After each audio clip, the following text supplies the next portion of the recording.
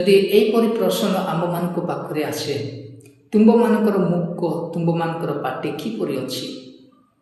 ଆଉ କେତେକ ଝିଅମାନେ କହିବେ, ଆଜ୍ଞା ଆମମାନଙ୍କର ପାଟି ଭଲ ଅଛି, ଯେହେତୁ ସେମାନଙ୍କର ଓଠରେ ଲିପଷ୍ଟିକ୍ ଥିବ।